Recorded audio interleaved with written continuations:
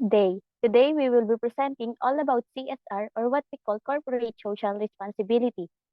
The presenters are myself, Mark Jason Astria, Erica Biher, Jalyn Cantos, Mary Joy Dote, Lady Marie Gonda, Rose Ann Gonzalez, Faye Panaligan, and Angelica May Rodriguez. Next, our presentation will cover the following topics such as corporate social responsibility, types and nature of social responsibility, principles and strategies of CSR, models of CSR, best practices of CSR, need of CSR, and arguments for and against CSR. So, first, we need to know what is corporate social responsibility. It is a gesture of showing the company's concern and commitment towards society sustainability and development. It is also the ethical behavior of a company towards society.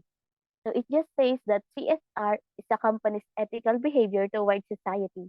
It's a way for a company to show that they care about the environment and the well-being of the community. We can also see here the concept of CSR given by the World Business Council for Sustainable Development, which is the continuing commitment by business to behave ethically and contribute to sustainable economic development while improving the quality of life of the workforce and their family, as well as of the local community and society. So it just means that companies should behave ethically, like following laws and regulations, but also considering the social and environmental impacts of their business. Companies should be mindful of the environment, like reducing the pollution or conserving resources. And they should give back to the community, like donating money, volunteering time, or creating programs that benefit the community. Next, basic constituents for CSR. Contribute towards a sustainable economic development, make desirable social changes, improvement of social environment towards business and society. So these basic constituents of CSR just means that the company should operate in a way that helps the economy grow, but also protects the environment and society for future generations. They also should work to make positive changes in society, such as reducing poverty or improving education. Next.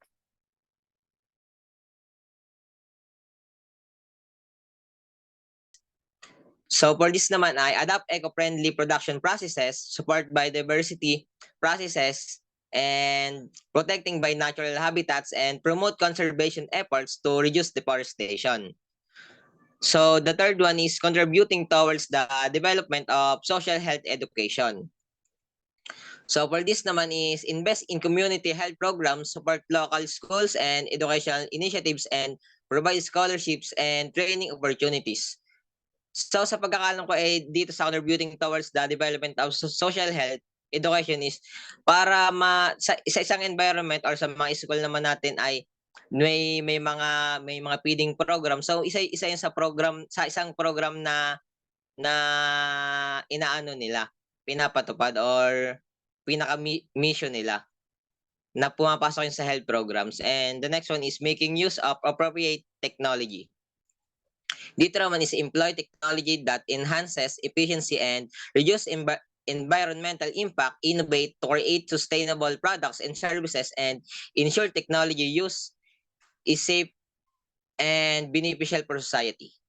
And the last one is overall development of locality. Engage in community development projects, support local businesses, and create job opportunities, and improve infrastructure and amenities in the locality. Next slide.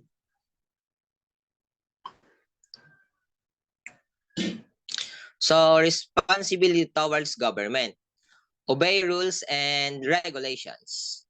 So, dito naman is citizens and businesses must follow laws and regulation establishment by the government to ensure order, safety, and justice within society. So, dito naman sa obey rules and regulation is sa isang environment or pag magtatayo ka ng isang business, kailangan mong sumunod na like mga permit, mayor's permit para sa mga gagawin ng business, tsaka halimbawa na lang ay yung product mo ay yung pinaplastic nalagay sa mga supot, di ka ngayon naman ay ang mga plastics ay bawal na, like mga plastic cups, mga ganon. Kailangan natin, sinasabi dito na kailangan sumunod pagka may mga ganong mga case ng ano. Next one is regular payment of taxes.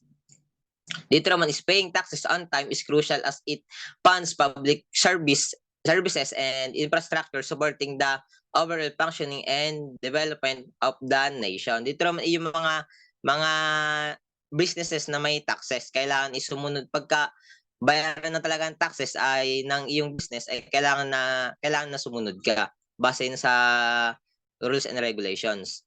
Next one is cooperating with the government to promote social values. Dito naman is engaging in activities and initiatives that uphold and promote societal values such as equality, justice, and community welfare strengthens the social fabric. The next is not to take advantage of loopholes in business laws. Dito naman is ethically conducting business by not exploiting legal loopholes, maintain a fair and competitive market, fostering trust and integrity in the economic system. The last one is cooperating with the government for economic growth and development. Dito naman is supporting government policies and initiatives aimed at economic progress, ensure sustainable growth, job creation, and improve living standards for the population. Next slide. Next is supplying socially harmless product. First is supplying the quality standards as promised.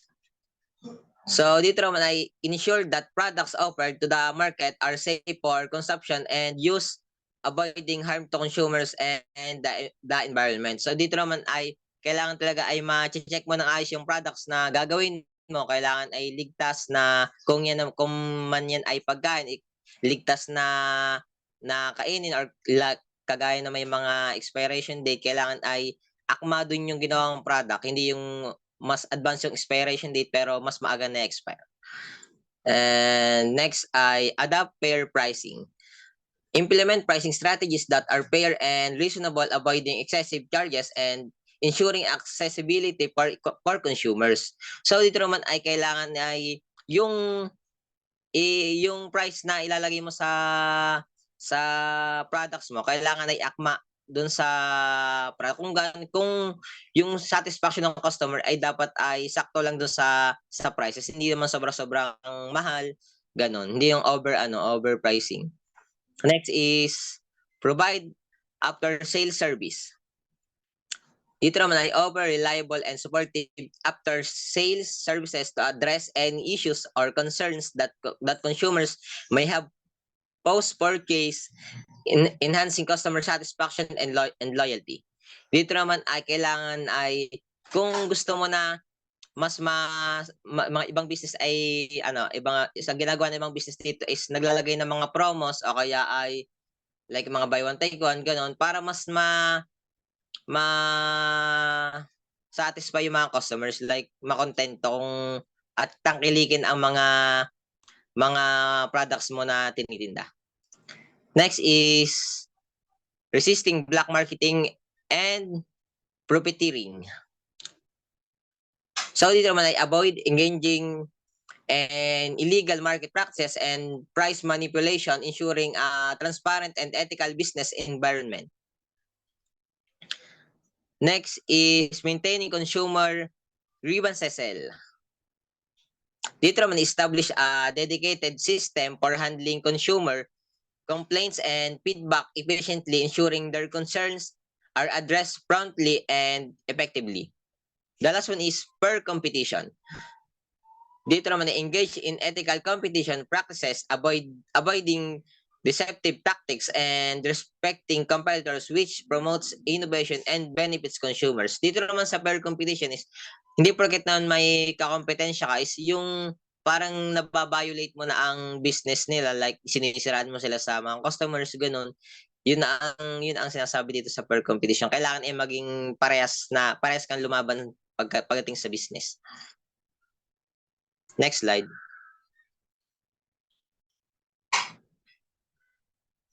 Nature of social. CSR is normative in nature. So, CSR or corporate social responsibility is normative in nature, is guided by ethical standards and societal norms, encouraging companies to act for societal benefit. Next is CSR is relative concept.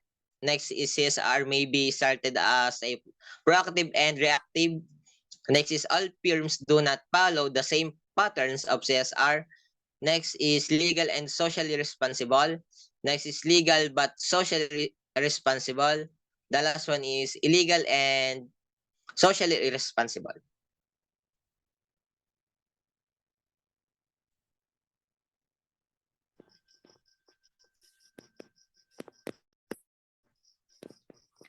So here are the CSR principles and strategies. First, respect for human rights, ensuring that the fundamental rights of all individuals are upheld in business practices. Second, respect for the differences of views, valuing and considering diverse perspectives in decision-making process. Make some social contribution, promoting diversity, engaging in activities that positively impact society beyond just profit generation. Enter into a dialogue, entering into a meaningful conversations with stakeholders, including employees, customers, and the community, to understand and address their concerns and needs. Make some social contribution. Conducting business fairly and fostering collaborative relationship with all stakeholders. Fair dealings and collaborations. Conducting business fairly and fostering collaborative relationship with all stakeholders. Feedback from the community. Actively seeking and incorporating feedback from the community to improve business practices and social impact. Positive value-added long-term economic and social development, focusing on sustainable practices that promote economic growth and social development over the long term. Next. Friedman Model 1962-73. A businessman should perform his duty while he is performing a social as well as moral duty. A businessman should focus on performing his business duties well, and according to Friedman, by doing so, he is fulfilling both a social and moral obligation. Next, a businessman has no other social responsibility to perform except to serve his shareholders and stockholders. The primary social responsibility of a businessman is to serve his shareholders and stockholders. This means maximizing profits within the boundaries of the law and ethical custom. Next. Ackerman Model 1976. The model has emphasized on the internal policy goals and their relation to the CSR. 4 strategies involved in CSR.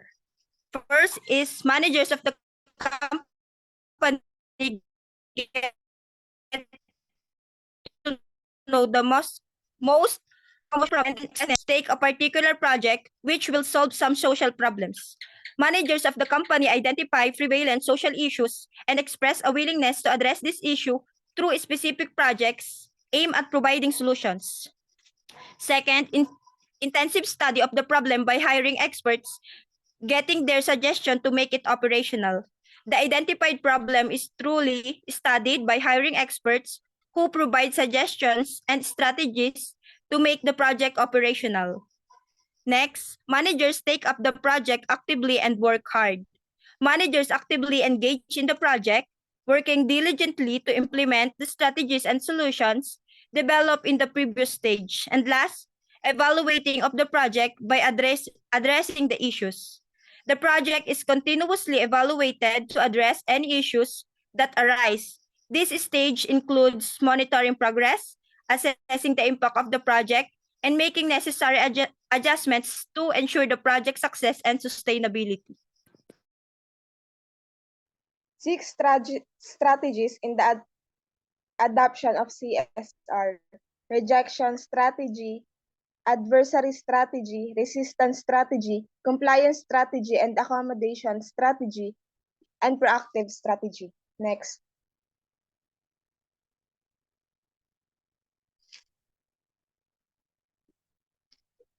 Carroll Model 1991. So philanthropic responsibility, be a good global corporate citizen. Do what is desired by global stakeholders. Ethical responsibility, be ethical. Do what is expected by global stakeholders. And legal responsibility, obey the law. Do what is required by global stakeholders. Economic responsibility, be profitable. Do what is required by global capitalism. Next. Carroll Model 1991. Philanthropic requirements, donation gifts, helping the poor. It ensures goodwill and social welfare, ethical responsibility. Follow moral and ethical values to deal with all the stakeholders, economic responsibility. Maximize the shareholders' value by paying good return, legal responsibility, abiding the laws of the land.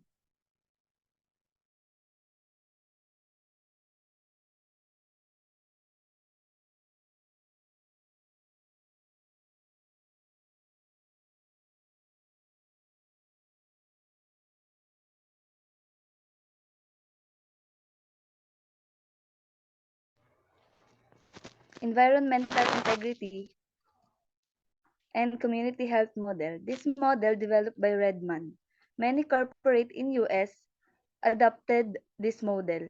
Corporate contribution towards environmental integrity and human health, there will be greater expansion opportunities. Healthy people can work more and earn more. CSR is beneficial for the corporate sector. CSR in a particular form is welcome. So the environmental integrity and community health model is a concept of corporate social responsibility or CSR developed by Redman. This model argues that prioritizing environmental well-being and community health leads to greater business opportunities.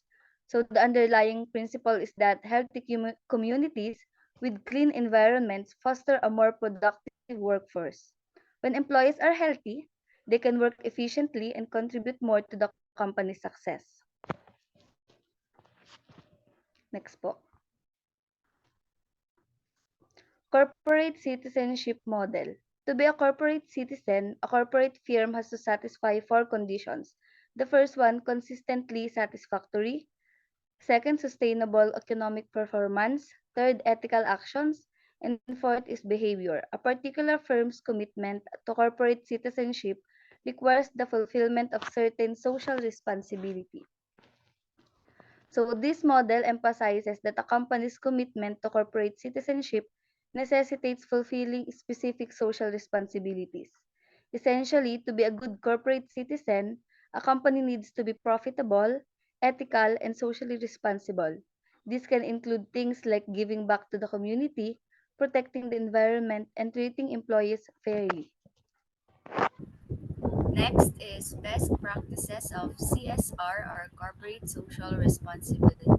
The first one is to set a feasible, viable, and measurable goal. CSR goals should be doable for the company, match its values, and help it last a long time. They should be easy to measure to see how well the company is doing and to show everyone what it's achieving. Setting these kinds of goals helps companies do more good for the world and themselves at the same time. Next is build a long-lasting relationship with the community. Building a long-lasting relationship with the community involves consistent engagement, active listening, and genuine efforts to address their needs and concerns. It requires transparency, empathy, and a commitment to making a positive impact beyond just business interest. By fostering trust, collaboration, and mutual respect, companies can cultivate enduring relationships that benefit both community and the organization. Next is retain the community core values. Retaining community core values involves respecting and honoring their traditions, beliefs, and customs.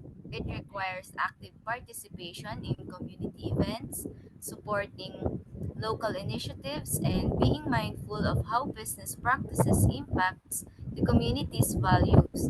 By aligning With these core values, companies can strengthen their bonds with the community and contribute to its cultural richness and identity. The impact of the CSR needs to be accessed. Assessing the impact of CSR initiatives is crucial to understand their effectiveness and ensure they align with the company's goals and community needs. It involves measuring outcomes against predetermined objectives, gathering feedbacks from stakeholders, and analyzing data to identify areas of improvement. By regularly assessing CSR impact, companies can make informed decisions, enhance their social and environmental performance, and demonstrate accountability to stakeholders. Next is reporting the impact. Reporting the impact of corporate social responsibility initiatives involves transparently communicating the outcomes and results achieved through these efforts. It includes sharing data, case studies, and success stories to illustrate the positive changes made in society, the environment, and within the company. By providing clear and concrete reports, companies can showcase their commitment to CSR, build their trust with stakeholders, and inspire others to engage in similar initiatives. Last one is create community awareness. Creating community awareness involves engaging with local residents through various channels to educate them about relevant issues, initiatives, and resources. It can include hosting events, workshops, and seminars, as well as leveraging social media. Nevertheless, uh, the community forums to disseminate information. By raising awareness, companies can empower communities to make informed decisions, participate in meaningful discussions, and take collective actions to address shared challenges. Next,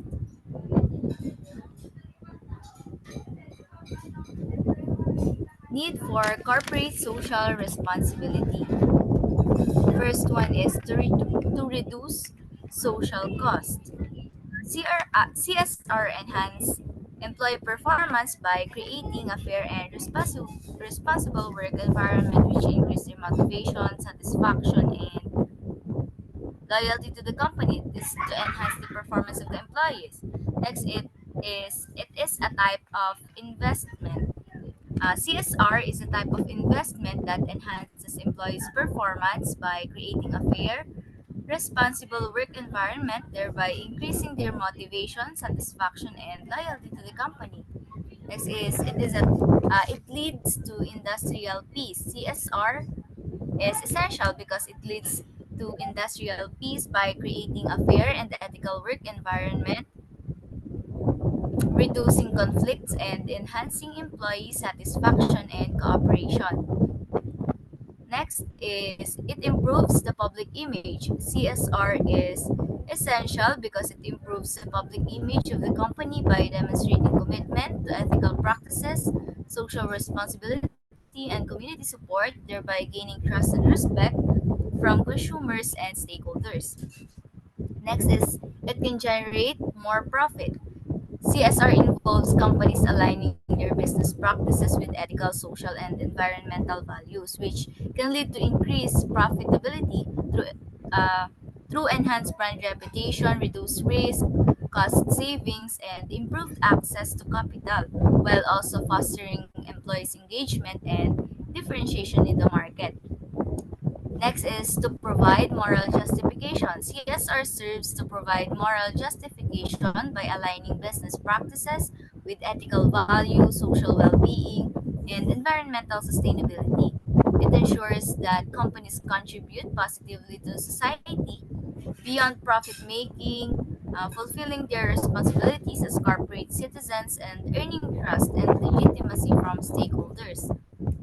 Next is it satisfies it satisfies the stakeholders. CSR helps companies avoid the government regulation and control by addressing social and uh, environmental issues voluntarily, thus reducing the need for stricter regulations. By demonstrating a commitment to ethical standards and sustainability, companies can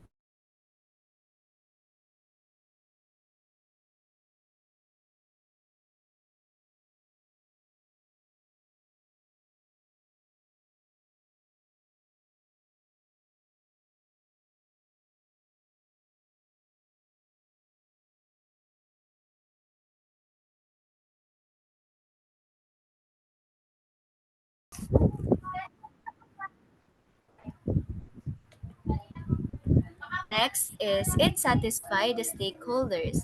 Corporate social responsibility or CSR helps companies avoid government regulation and control by addressing social and environmental issues voluntarily, thus reducing the need for stricter regulations.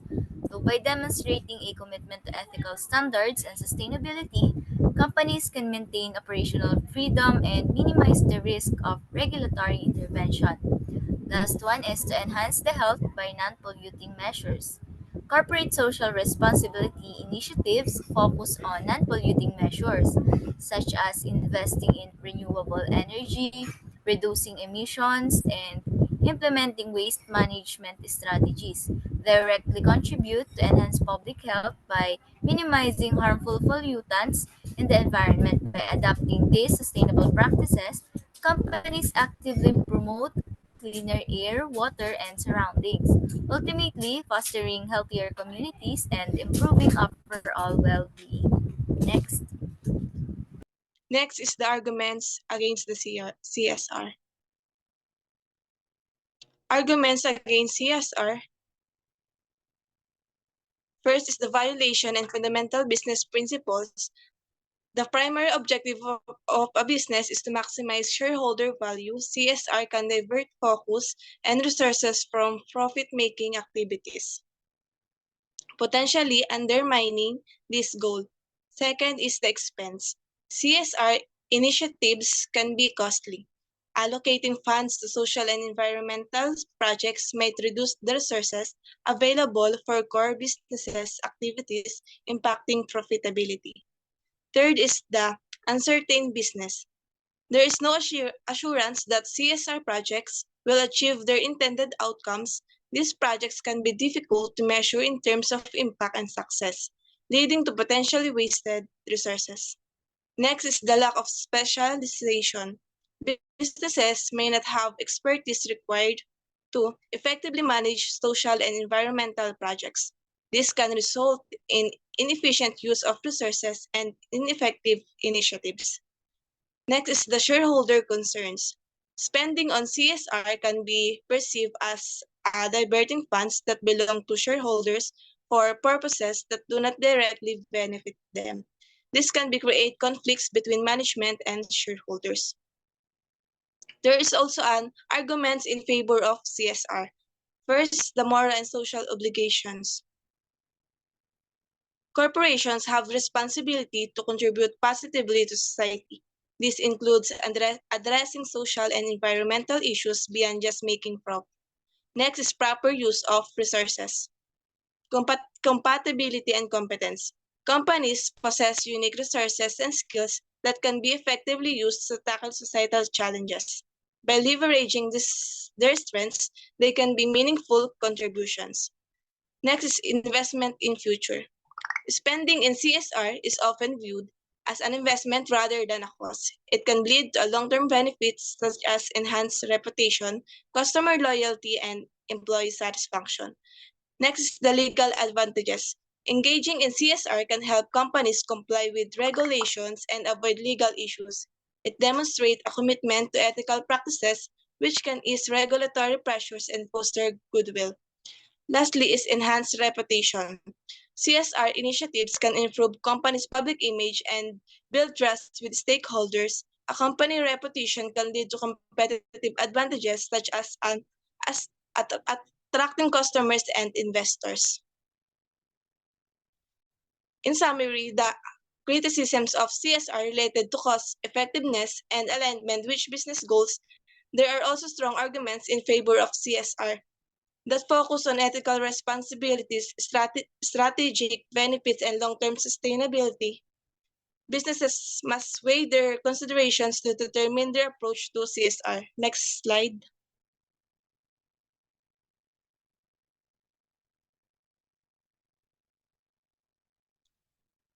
Next is the Indian perspective. The SACAR committee was appointed in 1978 to look into corporate social responsibility issues concerning Indian companies. This SACAR committee was examine issues related to corporate social responsibility among Indian companies. The objective is the committee was tasked with evaluating how companies were address responsibilities towards society and suggesting improvements. Next, the company must behave and function as a responsible member of society. The committee suggests openness in corporate affairs and behavior. Some businesses houses have established social institutions like schools, colleges, and charitable hospitals. Corporate sectors have made significant contribution in polluting environment.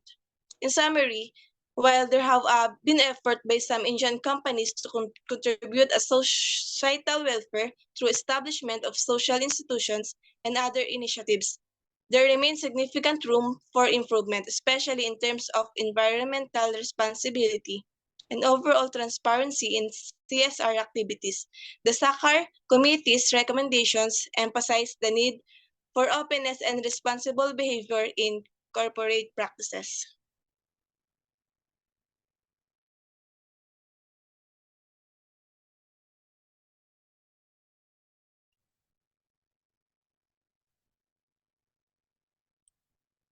How can companies integrate sustainability and social responsibility into their strategic plans?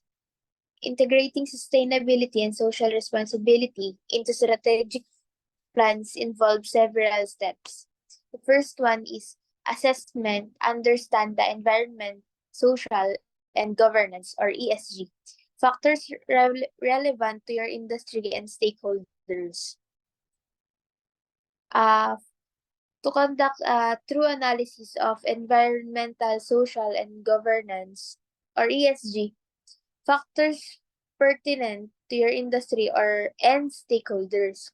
This involves identifying the key sustainability issues and social responsibilities that affect your business and stakeholders. Second is goal setting. Establish clear, measurable, sustainable goals aligned with your business objectives. 3. Integration and sustainability principles into all areas or aspects of organization from supply chain management to product design. Or this includes integrating sustainability into the core business process such as a product development, supply chain management, marketing, and operations. Next po. 4. Stakeholder engagement. It involves stakeholders such as employees, customers, and communities in decision-making process to ensure the diverse perspectives are considered. Fifth is measurement and reporting. Implement systems to track progress towards sustainability goals and regularly report on performance. And when it comes to implementation, they allocate the resources, both human and financial, to sustainability initiatives. Innovation. Foster innovation to develop sustainable products, services, and business models. Next po.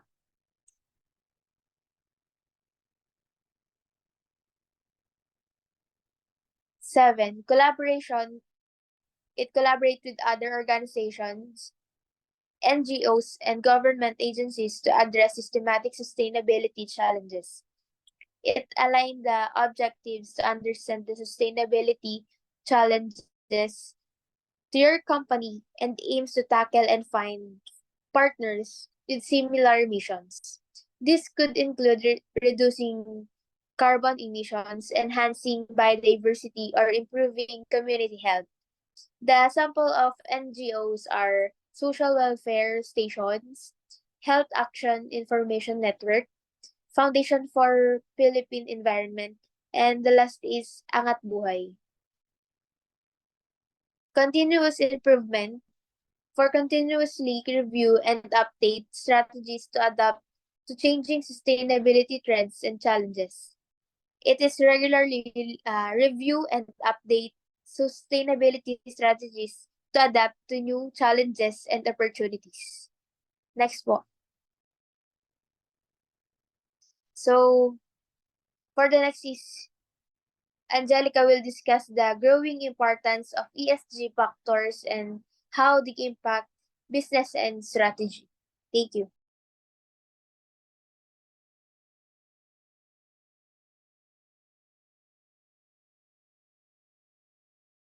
So next slide po.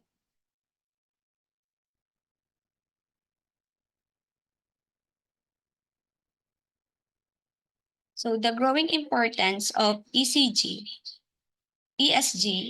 is the environmental, social, and governance. Factors is driven by investors' demand for sustainable investment, regulatory mandates, consumer preferences, talents expectations, risk management and imperative, and stakeholders' pressure. Companies prioritizing ESG considerations can enhance financial performance, brand reputations, talent attractions, and resilience against risk.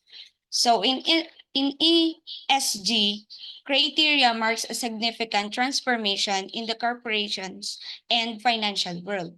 So the ESG factors are now a central business strategies and operation, and by influencing how companies operate, how investors allocate capital, and also how regulators frame policy. So also ESG is not only contributing to more sustainable and equitable world, but in positioning themselves for a long-term success of the market environment. Next slide po.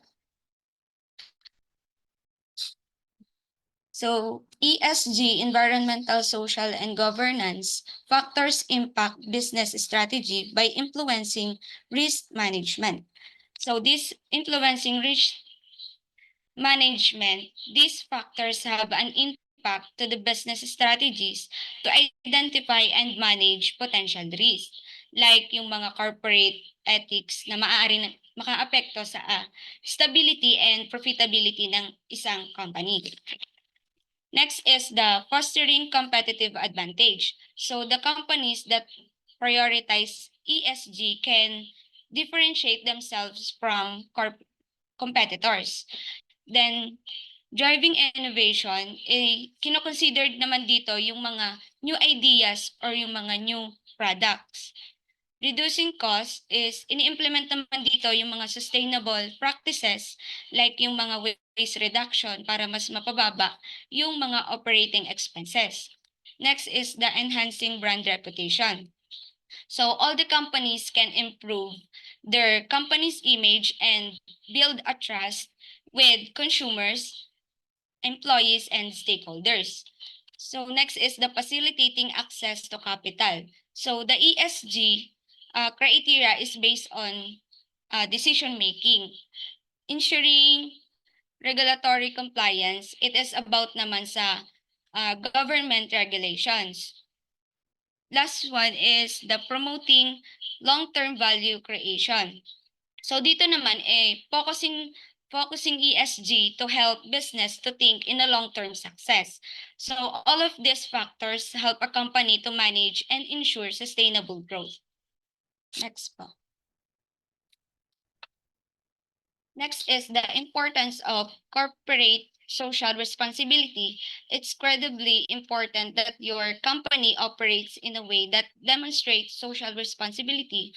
Although it's not a legal requirement, it's seen as a good practice for you to take into account social and environmental issue. So social Responsibility and ethical practices are vital to your success. The 2015 Cone Communication Equity Global CSR study found that staggering 91% of the global consumers expect businesses to operate responsibly to address social and environmental issues.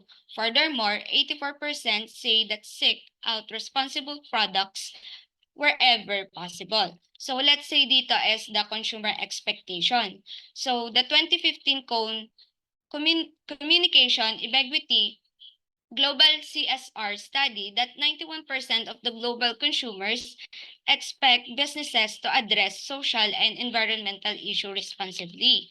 Then, consumers are increasingly conscious of the impact their purchases have the world and prepare for the support companies that align with their values. Next slide po. And that's all po. Thank you.